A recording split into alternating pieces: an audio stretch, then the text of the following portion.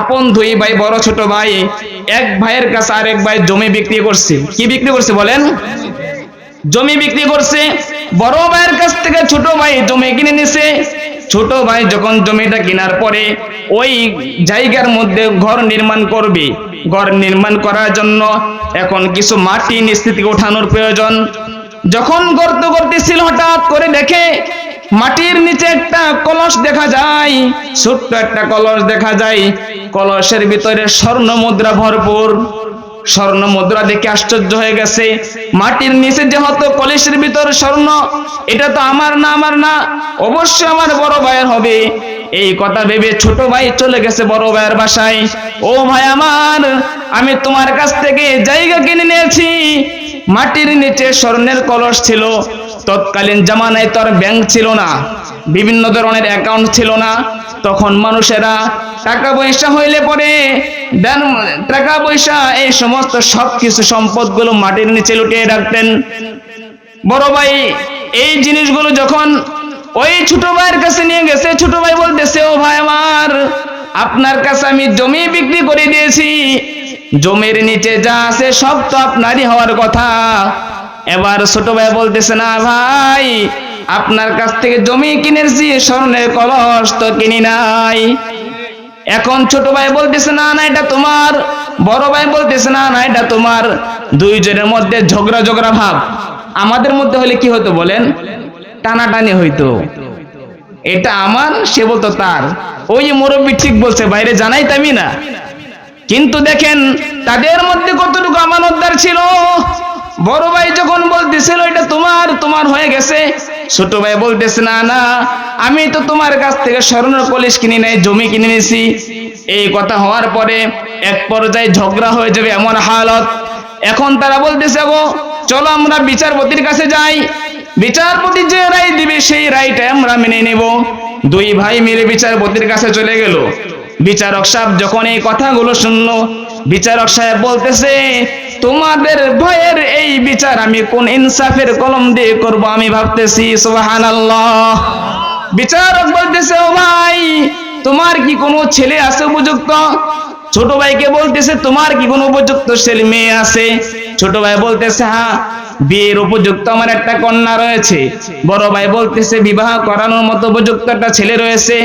বিচারক মহোদয় বললেন, তোমার কন্যার কাছে এবং তুমি তোমার ছেলের কাছে তোমার ছোট ভাইয়ের কন্যার বিবাহর বন্ধনের মাধ্যমে দিয়ে স্বর্ণের কলসটা তাদেরকে দেন মোহর হিসেবে হাদিয়া দিয়ে দাও বলি। সুবহানাল্লাহ। এত সুন্দর সমাধান দিয়ে দিলেন। কিন্তু আজকের সমাজের বিচারকরা, বিচারকদের মধ্যেও সমস্যা, পাবলিকের মধ্যেও সমস্যা। কথা বলেন ঠিক কিনা? কিন্তু তাদের মধ্যে কত মোহাব্বত ছিল, আমানতদার ছিল। তাদের মধ্যে এমন সুন্দর আমানতদারি থাকার কারণে আল্লাহ পাক রব্বুল আলামিনের কাছে পছন্দের বান্দা হয়ে গেছে। আর যেই বান্দা আল্লাহ তাআলার কাছে পছন্দ হয়ে যাবে, ওই বান্দার কোনো টেনশন নাই, চিন্তা নাই, ভাবনা নাই। আল্লাহ পাক রব্বুল আলামিন জান্নাত দিয়ে ওই বান্দাকে পুরস্কার করে দিবেন। সুবহানাল্লাহ বলি না? এই জন্য মূল মাকসাদ যদি আল্লাহ তাআলাকে পাওয়া হয়ে যায়, আপনার পকেটের টাকা কখনোই হারাম কাজে ব্যয় হবে না। আমার আপনার মাকসাদ যদি আল্লাহ তাআলাকে পাওয়া হয়ে যায়, তখন আমার আপনার হালত, আমার আপনার দিল কখনোই গুনার দিকে টানবে না। একটা কথা মুখস্থ করতে হবে, জানতে হবে, টাকা থাকবে পকেটে। বলেন, টাকা থাকবে পকেটে। বলেন, টাকা থাকবে পকেটে, আল্লাহ থাকবে কলবে। টাকা থাকবে পকেটে, আল্লাহ থাকবে কলবে।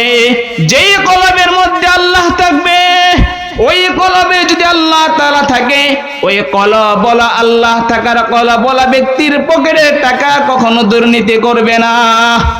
এই জন্য আমার আপনার মাকসাদ, পরিপূর্ণ মাকসাদ আল্লাহ তাআলাকে পাওয়া। আল্লাহ তাআলাকে পাওয়া যদি মাকসাদ হয়ে যায়, আমার আপনার দুনিয়ার সব কিছু পাওয়ার এটা মাকসাদ না। আমার আপনার গাড়ি চালানো, আমার আপনার ব্যবসা বাণিজ্য করা, আমার আপনার চাকরিজীবী হওয়া, এটা হলো দুনিয়ার জরুরত। কি বলেন? দুনিয়ার সমস্ত বিষয় হলো এটা দুনিয়াতে চলার জন্য একটা জরুরত। কিন্তু দিলের মূল মাকসাদ কি বলেন? আল্লাহকে পাওয়া। কাকে পাওয়া বলেন? আল্লাহ তাআলাকে পাওয়া। আল্লাহ তাআলাকে যদি আমরা পাইতে চাই, আমানত রক্ষা করা ছাড়া, আমানতদারি হওয়া ছাড়া কখনোই আল্লাহ তাআলাকে পাওয়া সম্ভব নয়। আমানতদারির বিষয়গুলো আপনাদেরকে অল্প সময় বোঝানোর চেষ্টা করতেছি। এবার আসেন আমরা কিছু কথা শুনি স্বামী স্ত্রীর মধ্যে। আপনার স্ত্রী আপনার কাছে আমানত। আমরা তো মনে করি আমাগো স্ত্রীদের কাজ শুধু বাচ্চা কাচ্চা দেখাশোনা করা, রান্না বান্না করানো, সংসার গোছানো। মূলত আমাদের একটা কেমন যেন একটা হালতই হয়ে গেছে, স্ত্রী মানে ঘরের সমস্ত কাজ করবে আর স্বামী মানে বাহিরে যা কাজ করা প্রয়োজন এটা করবে। কি বলেন, ঠিক না?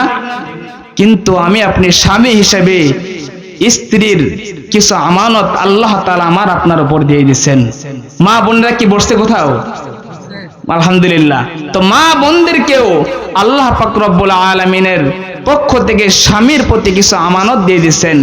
একজন বিবি তার ইজ্জত রক্ষা করা, এটা হলো তার স্বামীর আমানত। তার স্বামী থাকা অবস্থায় যদি ওই নারীর পক্ষ থেকে কোনো প্রকার গুনার জর্জরিত হয়ে যায়, গুনার হালতে চলে যায়, তাহলে সে তার স্বামীর আমানত রক্ষা করতে পারলো না, বরং আমানত নষ্ট করলো, আমানতের খেয়ানত করলো। আল্লাহ তাআলার কাছে ওই স্ত্রীর জবাবদিহি দিতে হবে।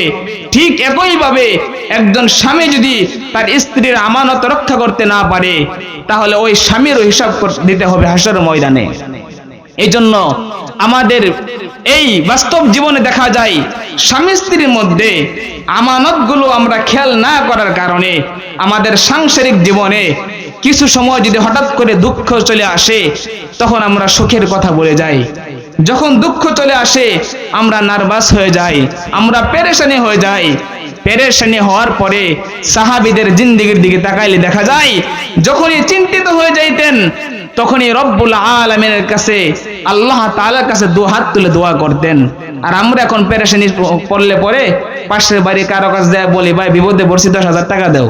কি বলেন, ঠিক কিনা?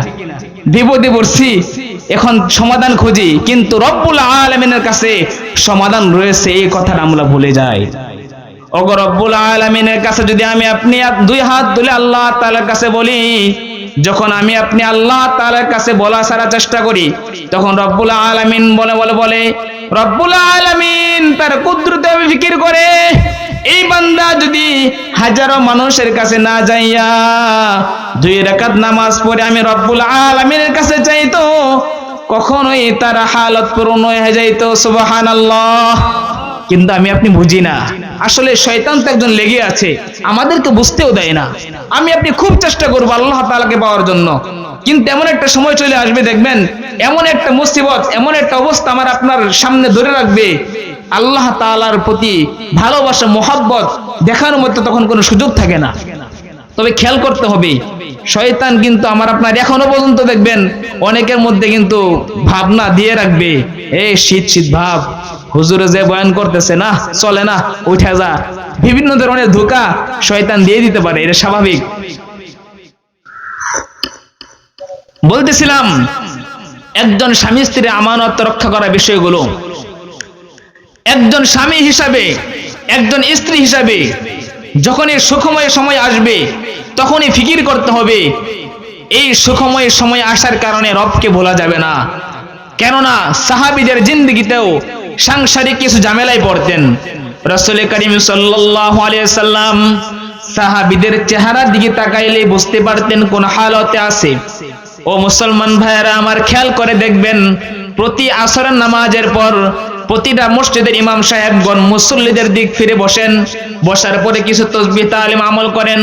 ঠিক রাসূল করিম সাল্লাল্লাহু আলাইহি ওয়াসাল্লাম আসরের নামাজের পর সাহাবীদের দিক দিয়ে বসতেন, মুখ ফিরে বসার পরে তাসবিহ তালিম পাঠ করতেন, সংক্ষিপ্ত মুনাজাত করতেন। মুনাজাতের পরে সাহাবীদের দিকে তাকাইয়া বলতেন, ও আমার সাহাবীরা, তোমাকে দেখলে মনে হয় হয়তো কোনো পেরেশানির মধ্যে রয়েছে। সাহাবী বলতেন, হ্যাঁ হুজুর, আপনি কিভাবে বুঝলেন? আল্লাহ রাসূল সাল্লাল্লাহু আলাইহি ওয়াসাল্লাম বলতেন, ও আমার সাহাবীরা, এটা শুধু আমার কথা নয়, বরং রব্বুল আলামিন কোরআনে পাকে ইরশাদ করেছেন, ইন্নামা আল উসরি ইউসরা, নিশ্চয়ই মানুষের জীবনটা সুখে দুঃখে মিশ্রিত। ইন্নাল্লাহা ইশতারা মিনাল মুমিনিনা আনফুসাহুম ওয়া আমওয়ালাহুম বিআন্না লাহুমুল জান্নাহ। আল্লাহ তাআলা আমার আপনার জান এবং মাল কিনে নিয়েছেন জান্নাতের আশায়। জান্নাতের আশায় কিনে নেওয়ার পরে এই জান চলা অবস্থায়, সম্পদ থাকা অবস্থায় কিছু সময় পার হবে, কোন সময় দুঃখ, কোন সময় কষ্ট।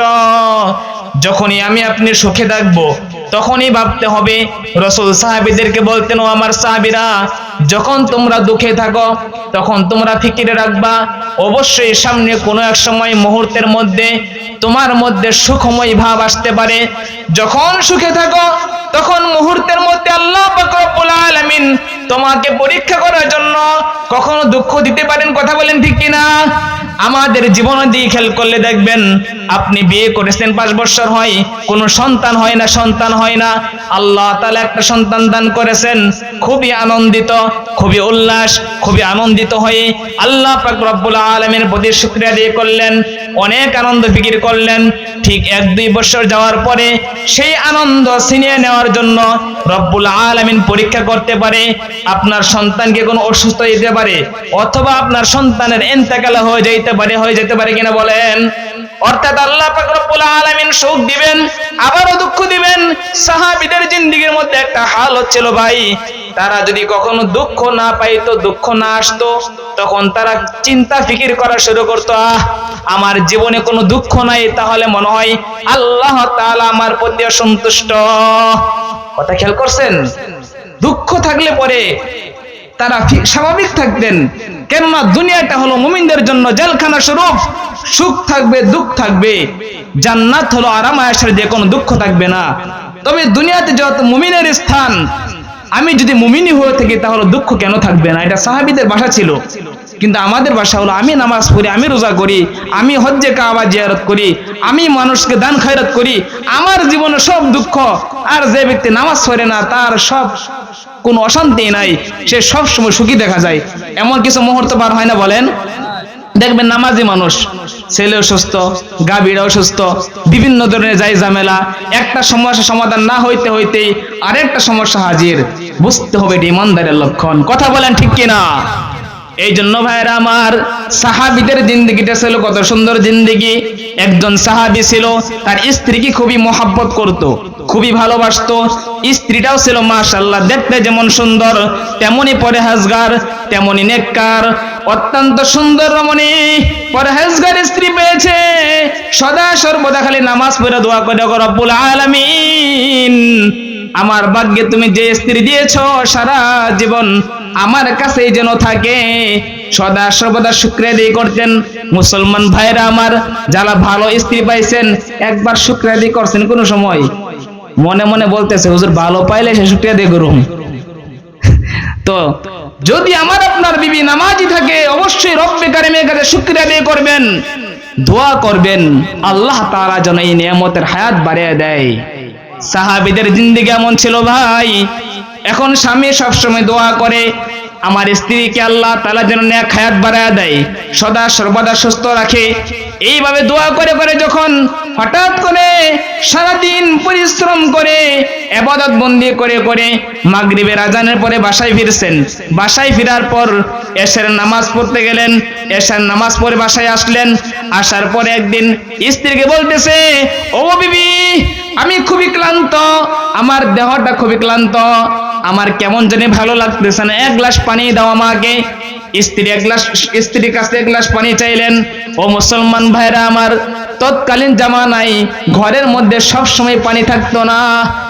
স্ত্রী তো অস্থির হয়ে গেলেন স্বামীকে 1 গ্লাস পানি খাওয়ানোর জন্য। কলসের মধ্যে পানি নাই। তৎকালীন জামানায় মোটর ছিল না, ট্যাপ ছিল না, অনেক দূরে দূরে কূপ ছিল। কূপ থেকে পানি আনার জন্য দৌড়ে চলে গেছে। স্ত্রী যখন কূপ থেকে পানি আনার জন্য দৌড়ে চলে গেল, যাওয়ার পরে দেখে পানি আনতে আনতে ঘরে আসার পরে দেখে তার স্বামী জান ঘুমিয়ে পড়েছে। এখন স্ত্রী ভাবতেছে, এই মুহূর্তে যদি আমি বিবি সাহেব ঘুমিয়ে যাই, আমার স্বামী যদি ঘুম থেকে জাগ্রত হওয়ার পরে 1 গ্লাস পানি না খাইতে পারে, তাহলে সে কষ্ট পাবে। এই কষ্ট আমি স্ত্রী হিসেবে স্বামীকে দেওয়া ঠিক হবে না। এই চিন্তা ফিকির রেখে স্ত্রী বিছানার পাশে দাঁড়িয়ে দাঁড়িয়ে সারা রাত পার করে দিয়েছে। স্বামী যখন তাহাজ্জুদের মুহূর্তে ঘুম থেকে জাগ্রত হয়েছে, জাগ্রত হওয়ার পরে দেখি স্ত্রী এখনো গ্লাস পানি হাতে নিয়ে দাঁড়ানো। এই দৃশ্য দেখে কথা বলেন, স্বামী কি সন্তুষ্ট হবে না অসন্তুষ্ট হবে? কেমন সন্তুষ্ট? অবশ্যই অত্যন্ত বেশি সন্তুষ্ট হবে। আর বলতেছে, ও বিবি সাহেবা, তুমি কি এখনো ঘুমাও নাই? স্ত্রী বলতেছে, না স্বামী জান, আপনি পানি চেয়েছেন, এই মুহূর্তে যদি ঘুমিয়ে যাই, গভীর রাত্রে যদি আপনার ঘুম ভেঙে যাওয়ার পরে আবার পানি পানি করেন, কিভাবে পানি দিব? এতটুকু কষ্ট আপনি পান, আমি স্ত্রী হিসেবে চাই না। এই কথা যখন বললেন, স্বামী তো অত্যন্ত আনন্দিত, অত্যন্ত খুশি হয়েছে স্ত্রীর এত সুন্দর ব্যবহার দেখে। এবার স্বামী খুশি হয়ে বলতেছে, ও বিবি সাহেবা, আজকে তোমার ব্যবহারে আমি এত সন্তুষ্ট হয়েছি, এত সন্তুষ্ট হয়েছি, তুমি যা চাইবা আজকে তুমি তা পাইবা। সুবহানাল্লাহ। খুশি তো বেশি হয়েছে, এই জন্য স্ত্রীকে উপহার দেওয়ার জন্য বলতেছে, আজকে তুমি যা চাইবা তা পাইবা। দিল খুলে বললাম। স্ত্রী বলতেছে, সত্য করে বলেন, সত্যি কি আপনি দিবেন? স্বামী বলতেছে, আল্লাহ রাসূল আলাম, আল্লাহ এবং আল্লাহর রাসূল আমার দিলের খবর ভালো জানে, আল্লাহর কসম করে বলি, তুমি যা চাইবা তাই পাইবা। এবার স্ত্রী বলতেছে, যদি যা চাই তাই পাই, যদি কথা মজবুত রাখেন, তাহলে এই মুহূর্তে আমাকে আপনি তালাক দিয়ে দেন। নাউজুবিল্লাহ।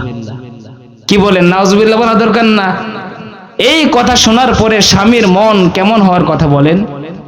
স্ত্রী দেখতে সুন্দর, পরহেজগার, আমলদার, কাজে কর্মে সব দিক দিয়ে পারফেক্ট, আমলদার, এত ভালো স্ত্রী যদি তালাক চায়, তাহলে ওই বিচার চাইতে চিন্তিত আরো কি হইতে পারে বলেন? স্বামী তো হতবাক হয়ে গেছে। পুরুষ সাহাবী এখন বলতেছে, ও বিবি, তুমি কি বললা? এটা তোমার ব্যবহারে আমি মুগ্ধ হয়ে বললাম, তুমি যা চাইবা তাই পাইবা, আর এই মুহূর্তে তুমি তালাক চাচ্ছ। এখন তালাক চাওয়ার কথা না, কোন একটা উপহার পাওয়ার কথা তোমার। স্ত্রী বলতেছে, কোনো কথা নাই, আপনি বলেছেন আল্লাহর কসম, অর্থাৎ তাহলে আমি যা চাইছি তা দিয়ে দেন। স্বামী তো অস্থির হয়ে গেছে, পেরেশান, চেহারা লাল বর্ণের হয়ে গেছে, চিন্তিত হয়ে গেছে, কারণ কসম তো বলে ফেলেছে। এখন স্ত্রী বলতেছে, আপনি কথা দিয়েছেন, আমার কথা রক্ষা করতে হবে, আপনি তালাক দিয়ে দেন। স্বামী বেচারা অস্থির হয়ে গেছে। এক পর্যায়ে বলতেছে, ও বিবি সাহেবা, তোমার কথা আমি রক্ষা করতে পারি, তবে শর্ত রয়েছে। তবে তোমার এই অবস্থানটা আমার কাছে কেমন যেন গ্রহণযোগ্য মনে হচ্ছে না। চলো চলো, যেহেতু সমস্যায় পড়েছি, রাসূলের দরবারে চলে যাই। বলি সুবহানাল্লাহ। এই ধরনের সমস্যায় পড়লে সাহাবীরা রাসূলের দরবারে যাইতো। আর এখনকার জামানায় স্বামী স্ত্রীর মধ্যে ঝামেলা হইলে, স্বামী স্ত্রীর মধ্যে দুই একটা তালাক হয়ে গেলে মেম্বারের কাছে যায়, চেয়ারম্যানের কাছে যায়, এলাকার মুরব্বীদের কাছে যায়, মুরব্বীদেরকে নিয়ে বসে, এক তালাক দুই তালাক হয়ে গেলেও চেয়ারম্যান মেম্বার সব ফয়সালা দিয়ে দেয়, যাক সন্তানের দিকে তাকাইয়া সমাধান একটা দিয়ে দিলাম, যাও ভবিষ্যতে আর এমন কিছু কইরো না। কি বলেন? কথা ঠিক না? আপনাদের অঞ্চলে হয় কিনা জানি না, বেশিরভাগ অঞ্চলে এমন হয়। সাংসারিক কোনো ঝামেলা হইলে পরে আমরা মুরব্বীদের কাছে চলে যাই, চেয়ারম্যান মেম্বারদের কাছে চলে যাই। না, সাংসারিক বিষয়ে যে কোনো রকম ঝামেলা দেখা দিলে মসজিদের ইমামের কাছে যে শেয়ার করবেন, হুজুর শরিয়া ভিত্তিক একটা ফয়সালা দেন, কোন ফয়সালা করলে পরে আমার এই বিষয়টা সমাধান হবে। কথা বলেন ঠিক কিনা? তো রাসূল সাল্লাল্লাহু আলাইহি সাল্লামের দরবারে যাওয়ার জন্য স্বামী স্ত্রী দুইজন হাজির। স্বামী বলতেছে, চলো চলো, তাহলে রাসূলের দরবারে চলে যাই। রাসূল করিম সাল্লাল্লাহু আলাইহি সাল্লাম যেই রায় দিবে ওই রায়টি আমরা মেনে নেব। স্বামী স্ত্রী হাঁটি হাঁটি পা পা করে রাসূলের দরবারে চলে গেলেন। ও আমার মা বোনেরা, কলেজার টুকরা মা বোনেরা, কথাগুলো খুব মনোযোগ সহকারে শুনেন। আগেকার বিবিরা কেমন ছিলেন মনোযোগ দিয়ে শুনেন। রাসূলের দরবারে যাওয়ার জন্য হাঁটি হাঁটি পা পা করে হাঁটতেছে। হঠাৎ করে স্বামী হাঁটতেছে হাঁটতেছে, হঠাৎ করে একটা পাথরের মধ্যে ধাক্কা লাগিয়া স্বামীর পায়ের মধ্যে আঘাত পাইলো। স্বামীর পায়ের থেকে রক্ত বের হওয়া শুরু করলো। এক পর্যায়ে স্ত্রী তার আঁচল থেকে এক টুকরা কাপড় ছিঁড়ে রাস্তার মধ্যে পাথর উপর থাকা অবস্থায় ব্যান্ডেজ করলেন। ব্যান্ডেজ করার পরে বলতেছে, ও স্বামী, যেহেতু আপনার পায়ের মধ্যে আঘাত পেয়েছেন, যেহেতু আপনার কষ্ট হচ্ছে, তাহলে চলেন আজকে বাসায় চলে যাই, অন্যদিন যাওয়া যাইবনি। এই কথা বলে বাসায় চলে গেলেন। স্বামীর মনের মধ্যে চিন্তা আছে কিনা বলেন? স্বামীর ভিতরে চিন্তা, এত ভালো একটা বিবি পাইলাম, এত দোয়া করলাম, উপহার দিতে চাইলাম, এখন আমার বিবি সাহেব কেন এবার তালাক চাইলো? তখন তো আমার সংসারে চাউল ছিল, সমস্ত কিছু ছিল, সুখময় একটা জীবন ছিল, তখনই তালাক চেয়েছে। আর আজকে পায়ের ব্যথা সহ্য করতে না পারার কারণে কয়েকদিন পর্যন্ত হয়ে যায়, এখনো পর্যন্ত কামাই রোজগার করতে পারি না, তাহলে তখন এটা আরো বেশি তালাক চাইবো। কথা বলেন ঠিক কিনা? স্বামী অস্থির, চিন্তা বাড়তেই আছে। পায়ে ব্যথা ছিল না, সুস্থ ছিলাম, ঠিক মতো ইবাদত করেছি, সব ঠিকঠাক মতো চলছে, তখনই যত তালাক দিতে চাইছে। এখন তো পায়ে ব্যথা নিয়ে সহ্য করতে পারতেছি না। এই হালতগুলো যখন বিবি সাহেব লক্ষ্য করেছে, বিবি সাহেব বলতেছো, আমার স্বামী জান, আপনি মনে হয় কোনো টেনশন করতেছেন। স্বামী বলতেছে, অবশ্যই টেনশন করারই তো বিষয়। এবার স্ত্রী বলতেছো, স্বামী জান, আপনার কাছে আমি যেই কথা বলেছিলাম, তালাক চেয়েছিলাম, এই মুহূর্তে সেই কথাটা উঠাইয়া নিলাম, আমাকে আর তালাক দিতে হবে না। বলে সুবহানাল্লাহ। এবার স্বামী বলতেছে, কাহিনী তো বুঝলাম না, যখন সুস্থ ছিলাম, ভালো ছিলাম, সংসার সুন্দর মতো চলতেছিল, তখনই তালাক চাইলা, আর এখন অসুস্থ অবস্থায় ঘরে পড়ে আছি, সংসারের অবস্থাও বেশি ভালো না, এখন তুমি তালাক চাচ্ছ না, তার কারণ কি? ও মা বোনেরা, আমার কথাটা খুব লক্ষ্য করে শুনেন, বিবি সাহেব কি বলে শুনেন। এবার বিবি বলতেছে, আল্লাহ পাক রব্বুল আলামিন কোরআন পাকে বলেছে, ইন্নামা আল উসরি ইউসরা, ইমানদারের জীবনটা সুখে দুঃখে মিশ্রিত। তোমার সংসার করে 20টা বছর হয়ে যায়, এখনো পর্যন্ত কোনো দুঃখ দেখলাম না, দুঃখ দেখলাম না। যে সংসারে দুঃখ নাই, কষ্ট নাই, সেটা ইমানদারের সংসার হতে পারে না। যার কারণে আমি আপনার কাছে তালাক চেয়েছিলাম, কিন্তু তালাক চাওয়ার পরে আল্লাহ পাক রব্বুল আলামিন কুদরতি ভাবে আপনার পায়ের মধ্যে আঘাতের মাধ্যমে হোঁচট খেয়ে পড়ে যাওয়ার পরে আপনি অসুস্থ হয়েছেন, পেরেশানি হয়েছেন, সংসারের মধ্যে দুঃখ কষ্টের চাপ বসে গেছে, আপনার চেহারার মধ্যে ক্লান্তি ক্লান্তি ভাব। এই মুহূর্তে মনে হয় রব্বুল আলামিন আমাদেরকে ইমানদার হিসেবে গণ্য করেছে, বিদায় দুঃখ কষ্ট দিয়েছে। বলি সুবহানাল্লাহ, আল্লাহু আকবার কাবীরা। আর আমাদের সংসার অবস্থার দিকে তাকালে দেখা যায়, এক ঈদের মধ্যে একটু দামি জামা দিবেন, পরের ঈদে যদি একটু কম দামি জামা দেওয়া হয়, তাহলে সংসার সুইটা যাওয়ার ভাব হয়ে যায়। কথা বলেন ঠিক কিনা? এই জন্য স্ত্রীরা যারা রয়েছে, তাদেরও আমানতদার হতে হবে, স্বামীর প্রতি ইহসান করতে হবে, স্বামীদেরও তার সংসার জীবনের দিকে খেয়াল করে স্ত্রীর প্রতি ইহসান হতে হবে। স্বামী স্ত্রীর মহব্বত যদি একে অপরকে উভয়ের আমানত রক্ষা করতে পারে, তখনই দেখবেন সংসার জীবনটাও আল্লাহ তাআলার পক্ষ থেকে আমার আপনার উপরে আল্লাহ তাআলার রহমত বর্ষণ হয়। বলে সুবহানাল্লাহ। এই জন্য আমার আপনার এই সমস্ত বিষয় খেয়াল করতে হবে। আমানত এমন একটা জিনিস, আমানত যদি আমি আপনি পরিপূর্ণভাবে রক্ষা করতে পারি প্রতিটা ক্ষেত্রেই, আমি আবারও বলতেছি, আমানত শুধু লেনদেনের বিষয় নয়, আমানত একটা ব্যক্তিগত জীবনের কিছু আমলের বিষয়। সাংসারিক জীবনে আমানতের প্রয়োজন। সন্তানদেরকে মানুষ করতে যায় আমানত রক্ষা করার জন্য খুব চেষ্টা করবেন, কারণ এখনকার সময় দেখা যায় সন্তান ডিগ্রি অর্জন করে অনেক বড় প্রফেসর হয়ে যায়, অনেক বড় ইঞ্জিনিয়ার হয়ে যায়, ভালো শিক্ষিত হয়ে যায়, জমি জমা বিক্রি করে কত কষ্ট করে মেহনত করে সন্তানদেরকে লালন পালন করে মানুষ করা হয়, কিন্তু সেই সন্তান একটা পর্যায়ে পিতা মাতা থেকে বিচ্ছিন্ন হয়ে যায়। কথা বলেন ঠিক কিনা? এর একমাত্র কারণ হলো ওই যে সন্তান যখন ছোট ছিল, তখন আমি আপনি তার আমানত রক্ষা করি নাই, আমানতের খেয়ানত করেছি। কোরআন শেখাই নাই, হাদিস শেখাই নাই। কোরআন হাদিস যদি শিখাইতে পারতাম, আজকে পিতা মাতা মর্যাদা সন্তান বুঝতে পারতো। কোরআন হাদিস না শেখার কারণে, তাদের আমানত রক্ষা না করার কারণে, যেই সন্তান কোরআন হাদিস সম্পর্কে জ্ঞান রাখে না, ওই সন্তান পিতা মাতাকে ভোলার জন্য মুহূর্ত চিন্তা ভাবনা করে না। এই জন্য কোরআনের প্রতি আমল করতে হবে। কোরআনটা কালামে পাক পরিপূর্ণ শুদ্ধ করে তেলাওয়াত করা, এটা আমার আপনার উপর আমানত, এটা হক। পরিপূর্ণ শুদ্ধ রাখতে হবে, চেষ্টা মেহনত করতে হবে। অনেক মুরব্বীর অনেক সময় দেখা যায়, হুজুর এখন বয়স হয়ে গেছে, এখন আর কেমনে কি করুম, যা পারি তা দিয়া চালায় নেই, বলে না এমন। কিন্তু যখনই 1 কেজি কমলা, 1 কেজি আপেল, ফল ফুট ভালো মন্দ খাবার সামনে, হ্যাঁ, তখন আমরা কই না বয়স হয়ে গেছে, এখন কি খামু, থুয়ে দেই, কে থুয়ে দিই এমন। আমরা বয়সের চিন্তা করি, কিন্তু আপনি মেহনত করি না। যদি আপনি মেহনত করি, আমানতের দিক যদি খেয়াল করি, তাহলে দেখবেন আমাদের জীবনটা এখনো পর্যন্ত সুন্দর হয়ে যাবে।